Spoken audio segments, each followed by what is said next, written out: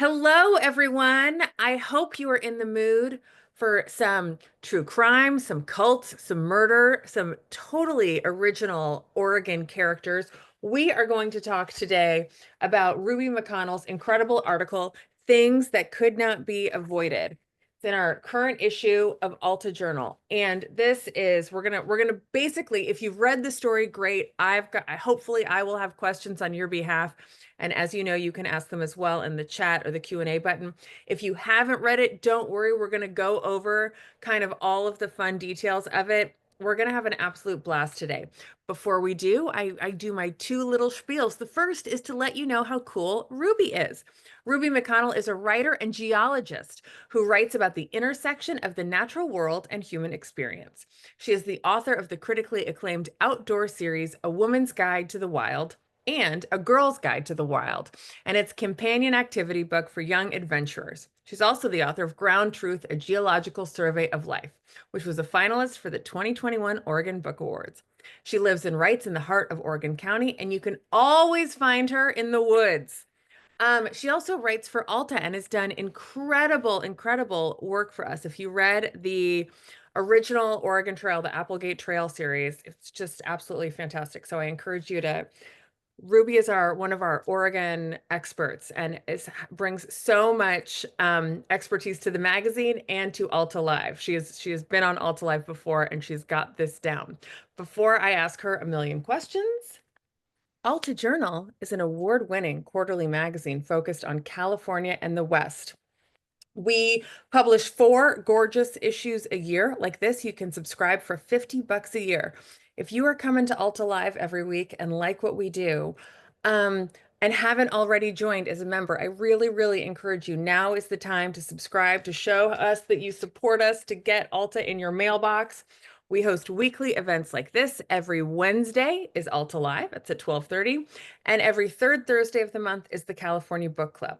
We just released our new list of authors who are coming up for the fall. So get really excited. We've got a stellar lineup.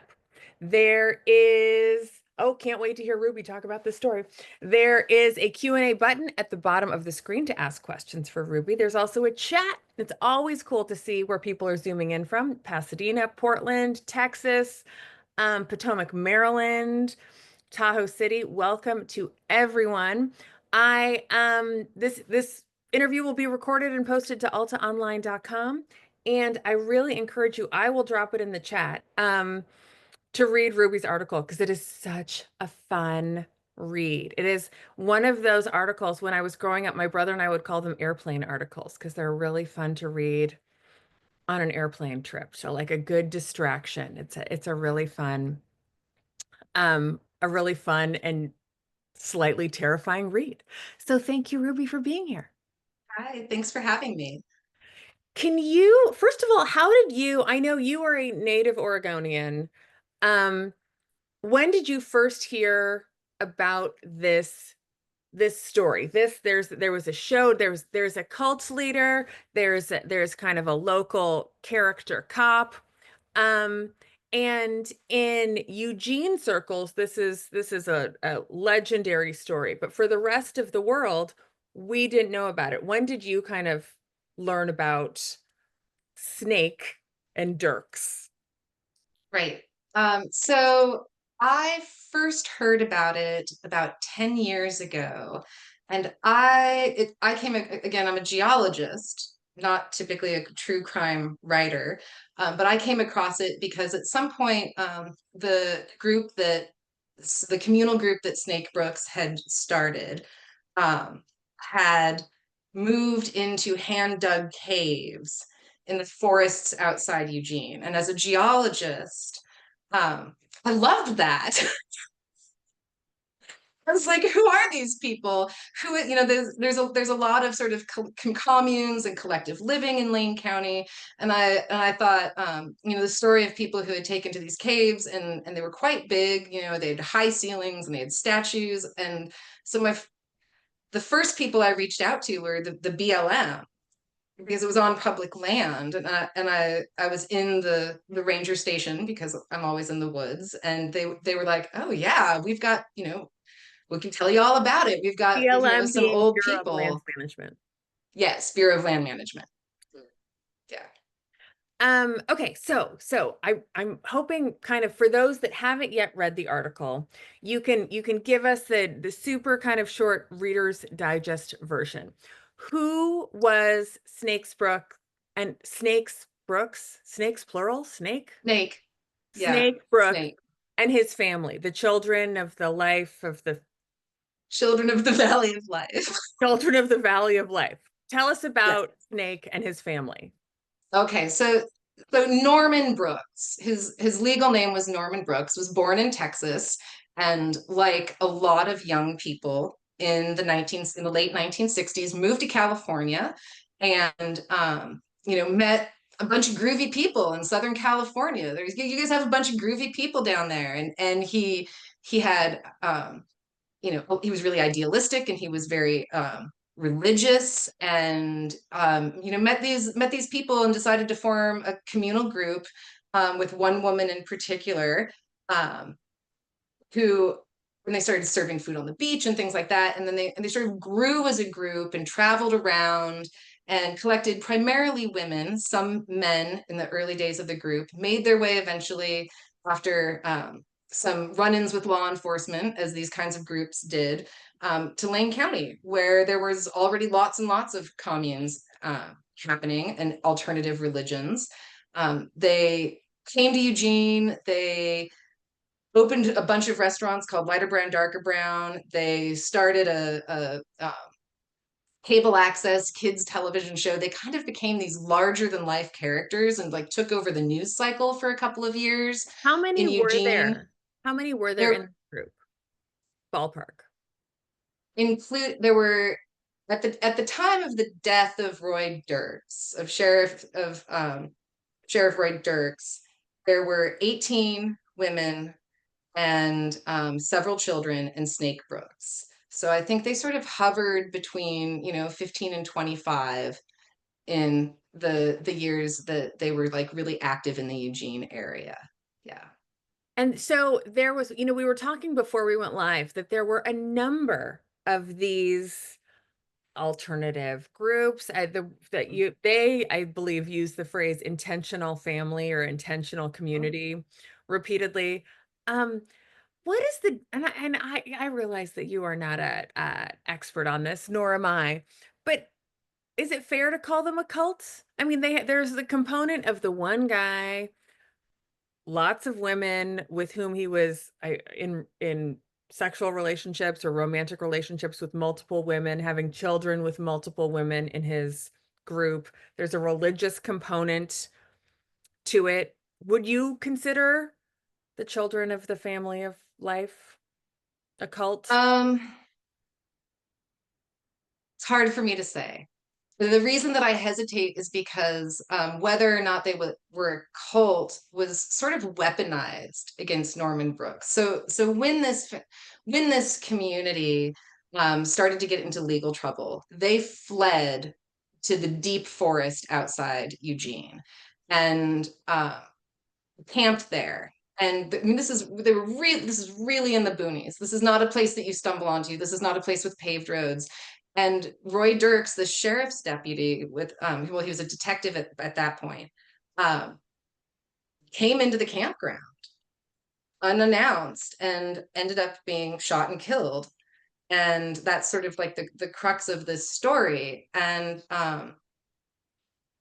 the nature of the group, the fact that Norman Brooks was a Black man in a very white place with a very troubled racial history, um, the whole concept of whether or not it was a cult and what his mind control or not over the other members of the group was a Yeah. legal thing of legal contention.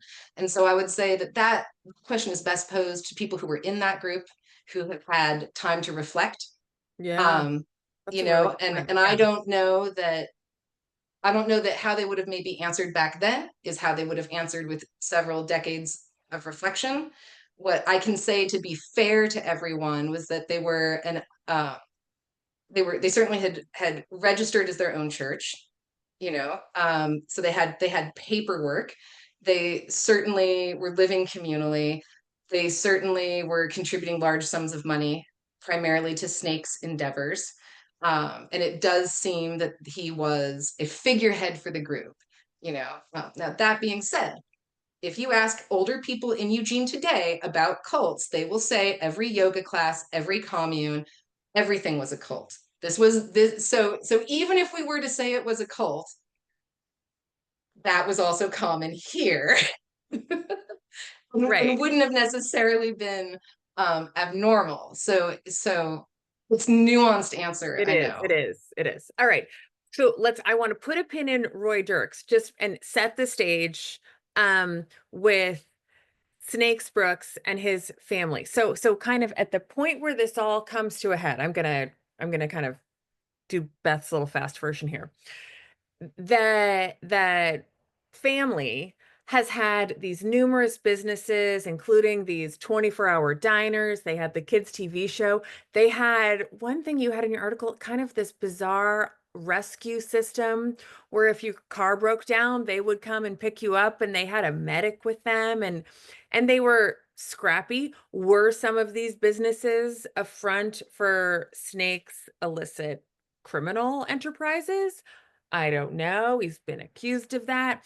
He had Snake Brooks had a press conference where he accused the police of not following up on him. And so eventually they go through this process back and forth with the law of like the kids get taken away because there are kids on the commune. The women have to kind of fight to get them back. They have this kind of this constant interaction with law enforcement in the region, and eventually end up living in a cave where, to the cult question, there is, I believe you describe it as a 7-foot sculpture of snake done by one of his wives Yeah. Uh-huh. Yeah. inside the cave. Inside the cave, there was also like carved cats and this like really amazing kind of cobra snake head that had been carved in. It's getting Yeah, Ruby, but okay. it Okay. is. And the road rescue thing, I mean, you have to put it into you can't undersell these people. This was not just like a roadside service. This was Brown Cheetah Rogue CB Highway Rescue Unit. This was these Amazing branding. amazing branding. It was amazing branding, and it was meant to be charitable. It was a time where public transportation wasn't super great in Lane County, and hitchhiking was common, and it was common in Oregon until the 90s. I was a teenage hitchhiker in the 90s. Like, this was a thing. And I know, don't do it. It's not. You look shocked. I am. It was very common in Oregon and for a really long time. And so that idea of like, well, you would need roadside assistance, you have to remember like that this was, I mean, the interstate freeway hadn't even come to Oregon until 1975. So all Oregon was like very it was kind of like a you're on your own sort of place for a very long time. And a lot of things, were happening. There was a lot of far out stuff and a lot of far out people. And so I And think if you snakes. were a far out group, this seemed like a great place. And it seems like they were very entrepreneurial and had a lot of projects. Okay, so that's all happening. All right, so everyone, they're in the cave, big sculptures. We're trying to kind of like keep the family is trying to kind of avoid the cops. And meanwhile, who is Roy Dirks? We've on kind of the other end of the spectrum, we have these two kind of competing characters. Like it's right out of a Hollywood movie. We've got Snake Brooks, and then we've got Roy Dirks. Tell us about Detective Dirks. Detective Dirks, he's a local boy, right? He was born and raised in Cottage Grove, which is just south of Eugene. So this is all Lane County, Oregon. He served in the military, and he was military police. So he was like one of those uber Boy Scouts that back when Boy Scouts used to kind of be like prepped for police work and things like that. And he'd come up through the ranks. He was very ambitious and had this long-standing reputation by the time Snake and the Children of the Valley of Life appeared, of being, and I'm not kidding you, they described him as Columbo. His coworkers described, they were like, he was a Columbo. He was known for an uncanny sort of preternatural ability to kind of anticipate crime, is how it was described by, he had this really intense network of informants. He was like this incredible pool player, and he would like hustle, like instead of just like picking up a criminal and like, bringing him in and interrogating him, he'd like hustle the answer out of him with a pool game.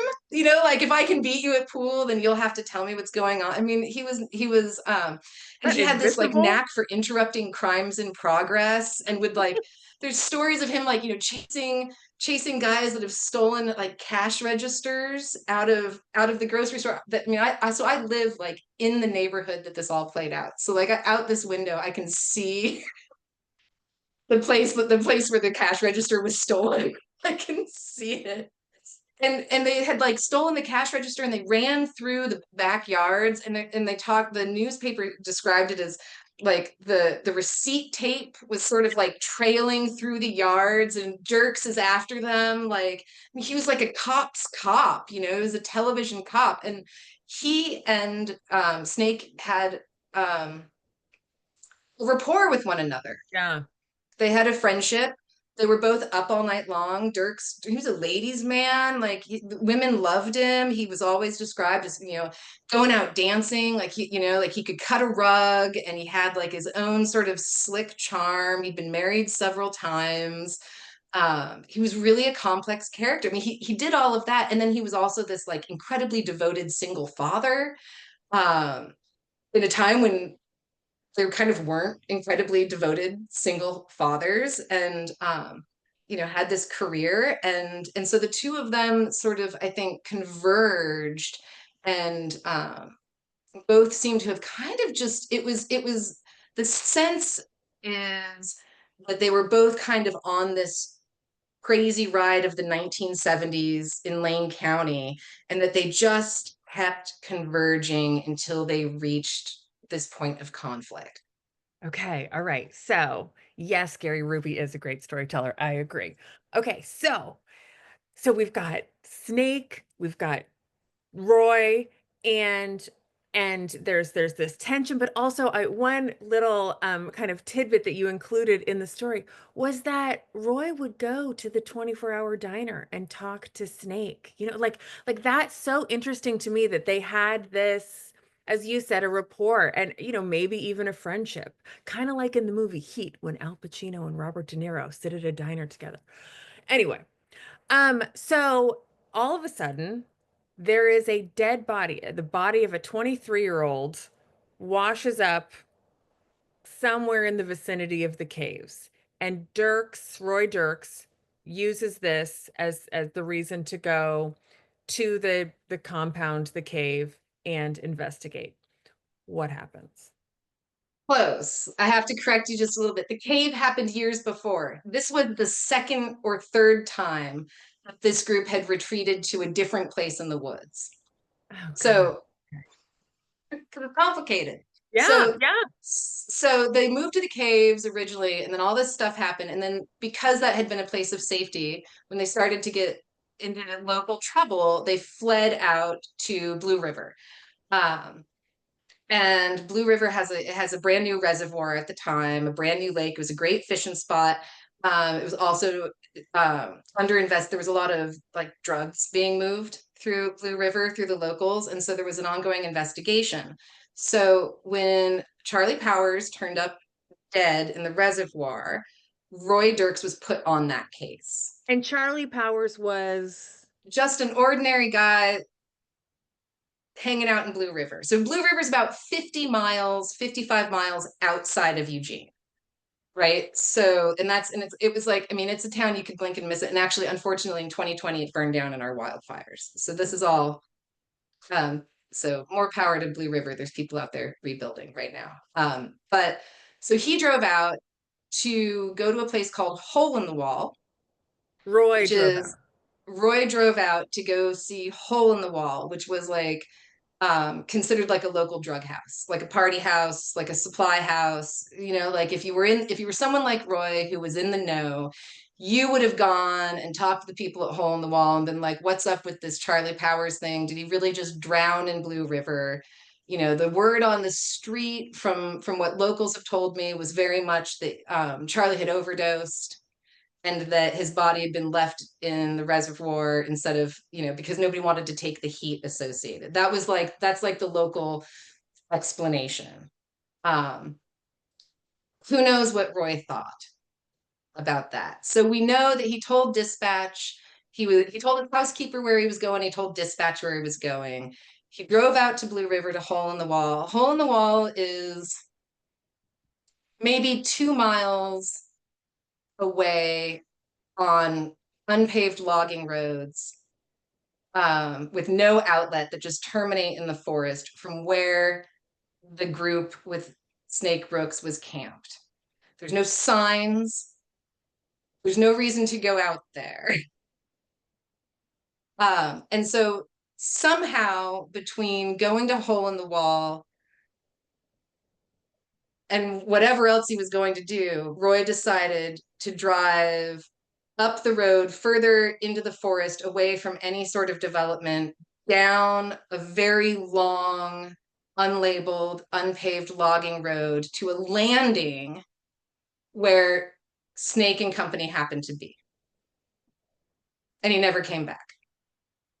He never came back because there was a showdown that is um and also you got incredible illustrations by Mark Smith, I believe, in here. So folks, you got to check out this article because it's, we've got the pictures of Roy playing pool and, Snake with women. Um, but there is a showdown, there is a major showdown in which someone shoots Detective Roy Dirks dead. Yes. And Snake is promptly arrested.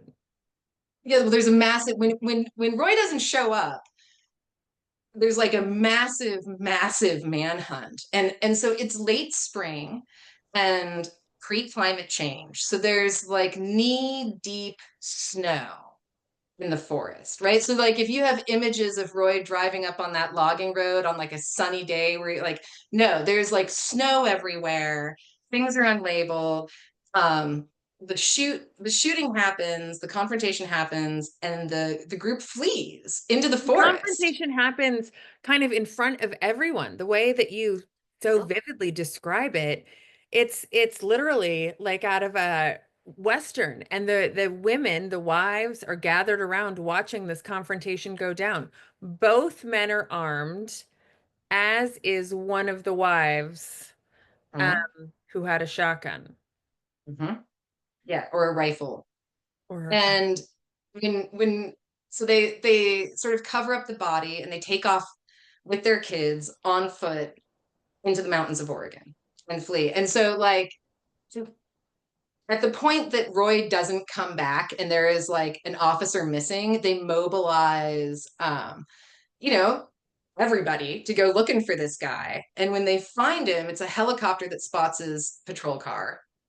Um, and when they find him and they find his body, like the the Brown Cheetah Rogue CB Highway Rescue Unit van that all the police had come to associate with Snake was there next to the body, right? So this iconic van, like they knew who they were looking for right, at that right. point, right? So it's like Roy Dirks has been shot. We're looking for Snake Brooks, and they and like just all hell breaks loose, and like the state police show up, and Fish and Game shows up, and they've got uh, I interviewed like a lot of people in Blue River and people who lived through this and saw it, and they were like, it was crazy. There was all these city slickers showing up for this search, all of these guys, and they had like suits on and like dress shoes, and like the Forest Service and the Fish and Game people, like they had to like escort them through the woods because these guys were all gonna, they were like, they didn't know what they were doing and they were ill prepared, and they took over. At that time, the Forest Service had like a ranger station in Blue River. and they like took that over and made it like the headquarters, and they were stopping people, and they had roadblocks, and they searched for, and the group had like split up, so it was this massive manhunt, and eventually they did find Brooks was tried, them. and I want to make sure we get to audience questions. So kind of briefly, one of the wives admitted that she was the one who killed Dirks. Just Yeah. So like the prosecution rushed the case. The prosecution, so there's a whole backstory with the district attorney's office and some politics that were going on. And they had just had a big scandal where they had like lost a fugitive killer, and it was a big problem. So then they had this case and this manhunt, and they were like, well, we're not going to blow this. Right? Like we're really going to go after, and they were already kind of agitated by Snake, who had been sort of kind of trolling them in the media for several years.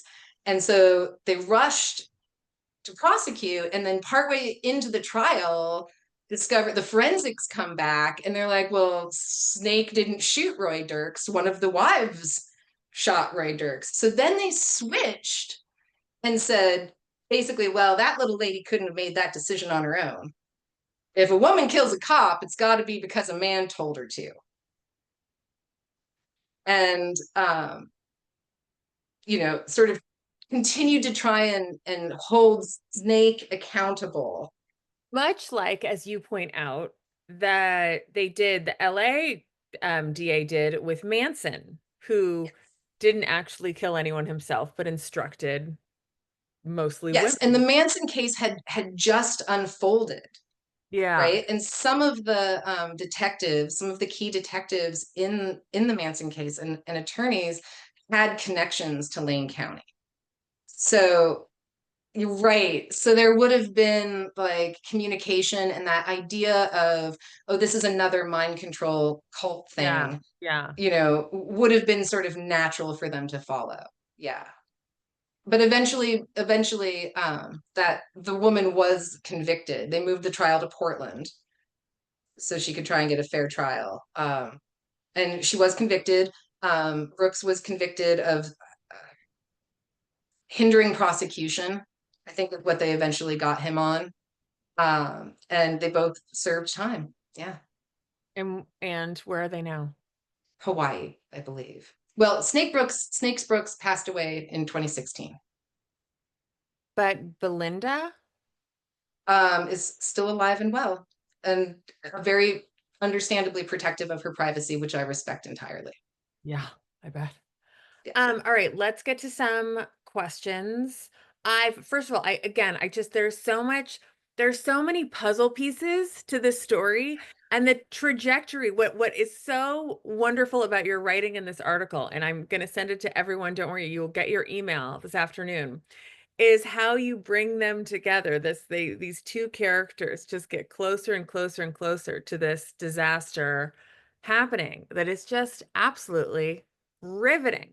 All right, so we've got some locals in the house. Valerie points out um, Oregon has a history of racism, and at the beginning of Snake Brooks coming to Eugene, many other hippie residents were creating restaurants and communal enterprises. She lists Saturday Market, Fifth Street Market, all now taken over by moneyed people. We also have to remember that Oregon had an anti-stay campaign. Never heard of that. To keep people visiting, but to keep going elsewhere. And so Snake didn't stand a chance. Um, can you talk a little bit about that racism where Snake was black and his wives were mostly white, All, all white. So yes. I imagine that in conservative rural Oregon in the late 60s and 70s um pissed off some bigots. Yeah. So Oregon was an exclusion state. We had sundown laws. Even black people who worked on the trains were not allowed to stay overnight in Oregon. Eugene, when the Klan was really shut down in the 1920s, became a safe haven for the Klan, and Lane County became a place where a lot of those people migrated in the 1920s. And Oregon in general sort of like absorbed a lot of that because, of course, the exclusion laws had made it a primarily white state, and that felt like it would be a friendly place for them to go. And Eugene, there are pictures of Eugene. Eugene is characterized by two volcanic buttes. I'm a geologist, so I have to specify two volcanic buttes that dominate our landscape. And there are pictures of Eugene with the primary butte with the letters KKK across the side. So it is not an exaggeration to say that this is a terribly, terribly racist place. And it's a place where the racism is not discussed. I did not know about this until I was a full grown adult. No one had ever mentioned it to me. So he would have arrived as a Black man with all of these sister wives in tow. And he was really good looking. Oh man, he was just this incredibly handsome, charismatic guy.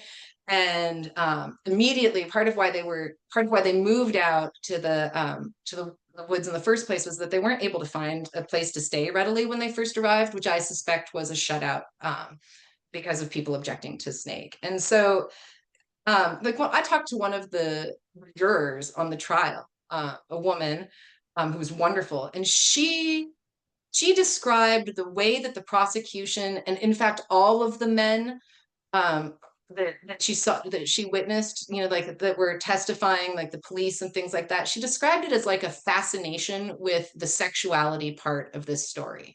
She said that to her hearing in the courtroom, she said they were just preoccupied with their imaginings of the sexual nature of this relationship with between this man and these women, and that was something very salacious. And I can attest to that. There's particularly kind of sexualized anecdote about one of the wives visiting Snake that almost every man that I interviewed um, for this piece recounted that story to me. Like, did anybody ever tell you about the time that one of the wives came in to visit Norman and blah, blah, blah, and had this like very sexual, and it was always sort of like offered up to me at like sometimes at the even at like the conclusion of the interview, like, oh, by the way, I just need to really tell you this like really sexual part of this.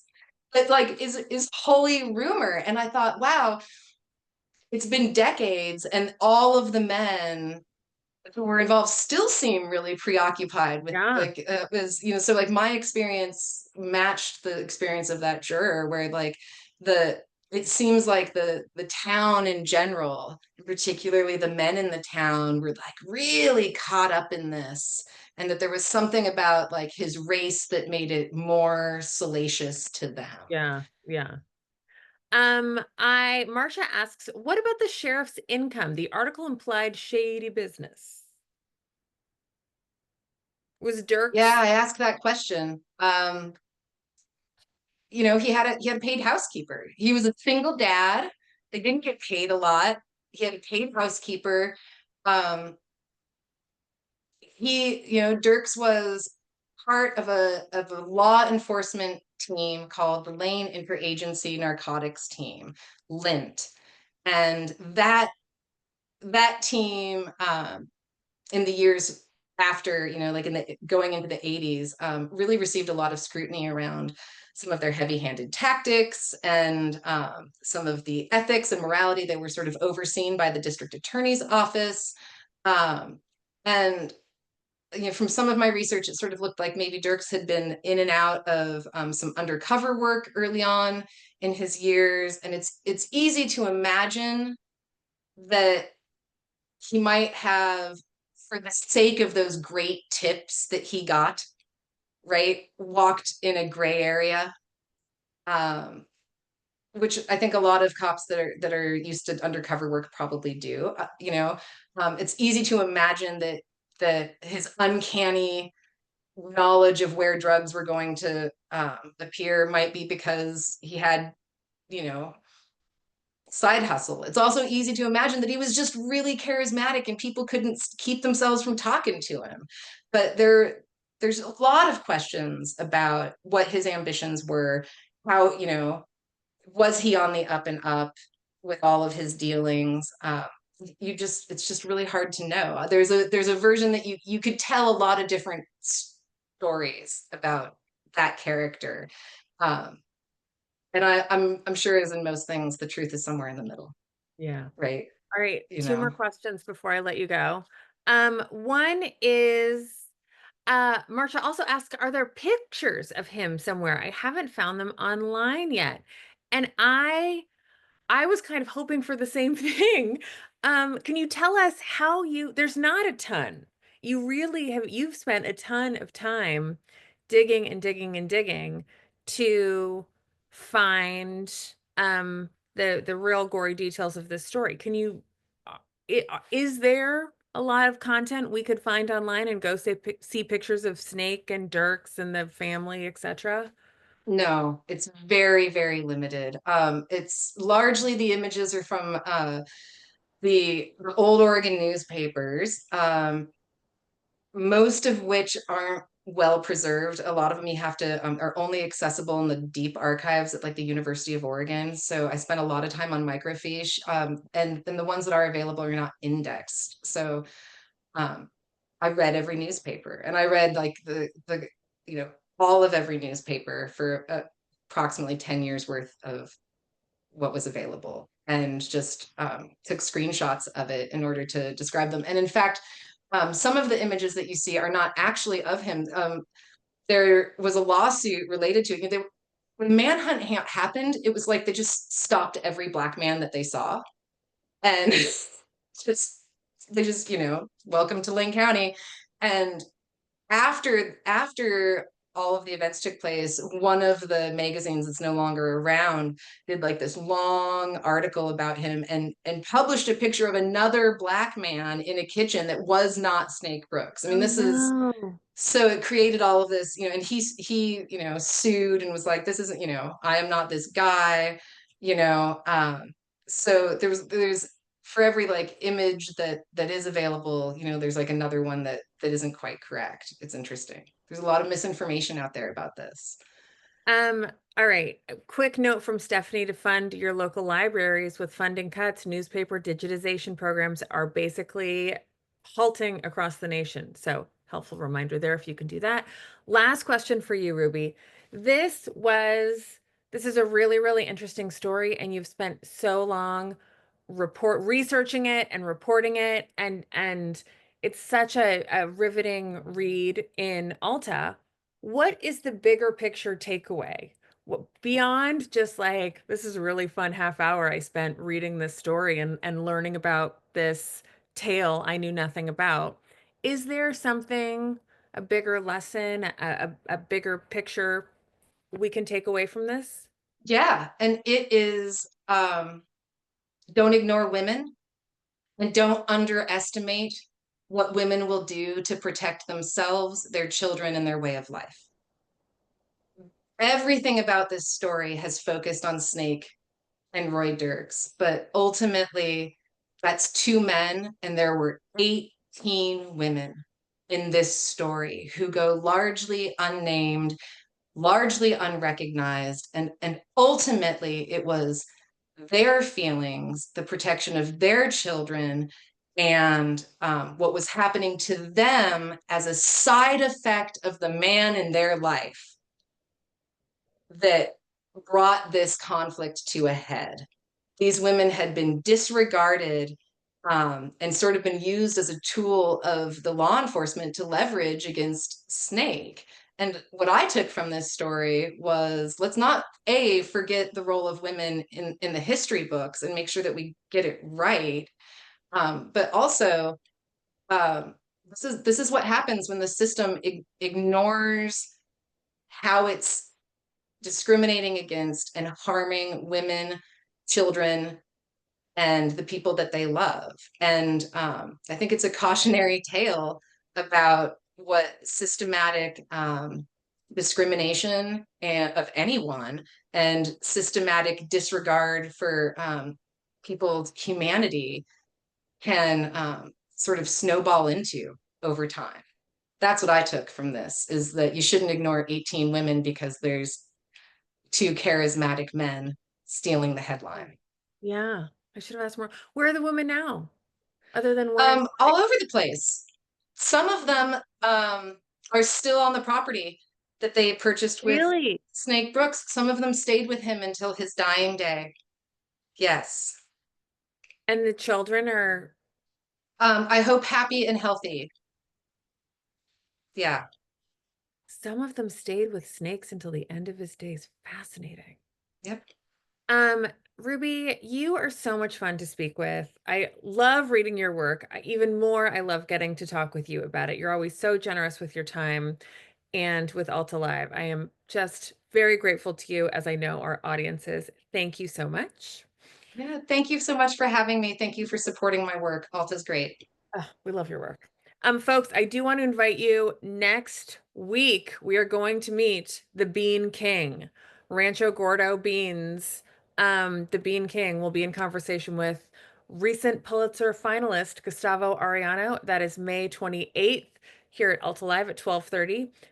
So join us for that. And again, read Ruby's article in Alta, support Alta, and thank you to all. Be careful.